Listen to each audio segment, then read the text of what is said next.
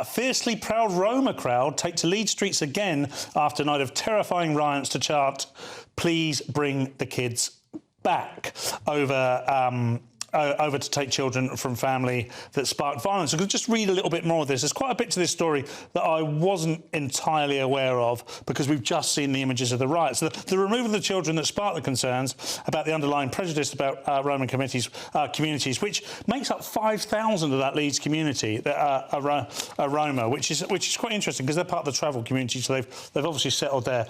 And distressing footage emerged on Friday, which shows police officers hauling a young boy out of a house and bundling him into a van.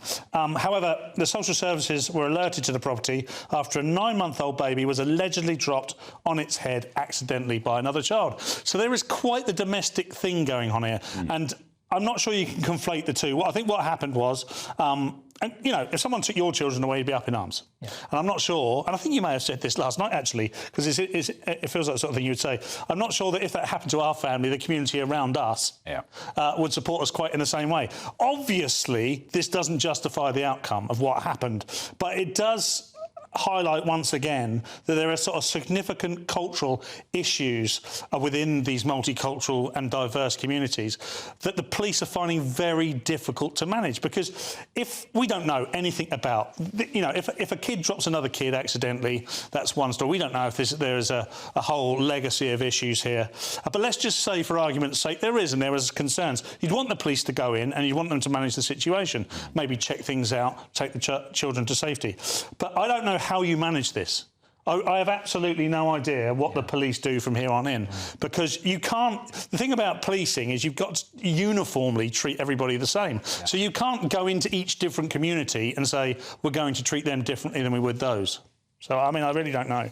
Yeah, so the unsolvable problem there, we now turn to you, Adam, and go, how do you solve that then? Solve that, take away the kids. No, I think it's one of those things where it's like, as Paul said, it is a nuance, isn't it? And I think it's important to understand, you'd hope if the police had to intervene in the way they did, that they wouldn't have done it on a whim. It would have been hopefully mounting evidence. I know Paul mentioned about the unfortunate incident of the baby being dropped on its head by another child, and you'd think it might have to be, they probably were neglected to such an extent, and there was such a safeguarding issue that the police had to finally step in.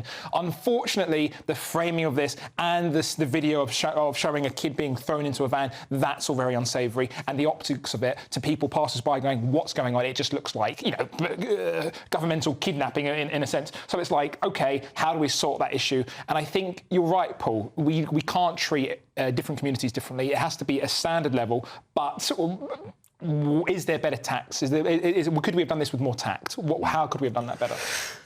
I mean, do you have tact when it comes to child safety? But even if you do, if you drop the ball, even if the errors have been made and a riot starts, you want a police force that can stop a riot. 100%. Yeah.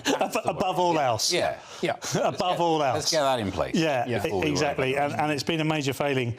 But I wouldn't want to do it. Fair enough. I wouldn't want you to do it either, to be fair.